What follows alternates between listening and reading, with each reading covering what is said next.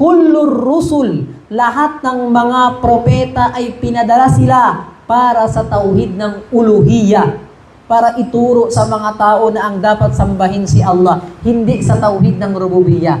Bakit? Kasi lahat naman ng mga tao naniniwala na si Allah ay lumikha ng kalangitan pati ng dunya. Naniniwala sila sa tauhid ng rububiyya. Ang rububiyya, nakatanim na sa tao yan.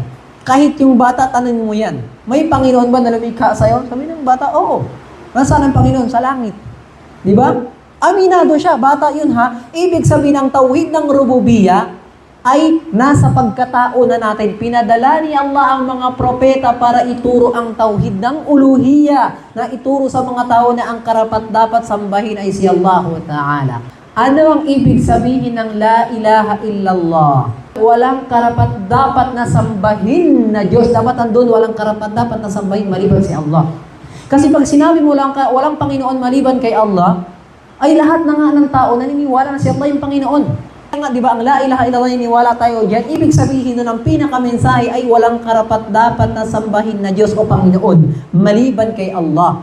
Kapag sinabi mo lang kasi walang Diyos maliban kay Allah, walang Panginoon maliban kay Allah, naniniwala lahat ng mga tao na si Allah ang Panginoon. Sabi dito, kullur rusul, lahat ng propeta ay pinadala ni Allah Ta'ala para ituro sa buong sangkatauhan ng tauhid ng uluhiyya, ng pagsamba kay Allah Ta'ala. Kasi ang rububiyya, alam naman ng mga tao yan. Anong sabi ni Allah Ta'ala? وَلَقَدْ بَعَثْنَا فِي كُلِّ أُمَّةٍ رَسُولًا.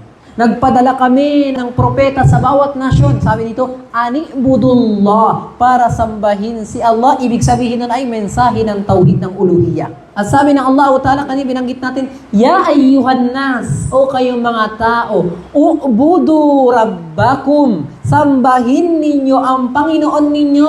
Hindi ba ang pagsambang tauhid ng uluhiyya? Tapos dinugtungan niya, Alladhi khalaqakum, nang siya lumikha sa inyo. Hindi ba ang pagkalikha tauhid ng rububiyya? So ginamit niya ang ebidensya ng rububiyya para gawin ng tao ang kanilang uluhiyya kay Allah Ta'ala. Ginamit niyang ebidensya. Di ba? Ang rububiyya ng siyang Panginoon ng lumikha para ang uluhiyya ibigay kay Allah Ta'ala.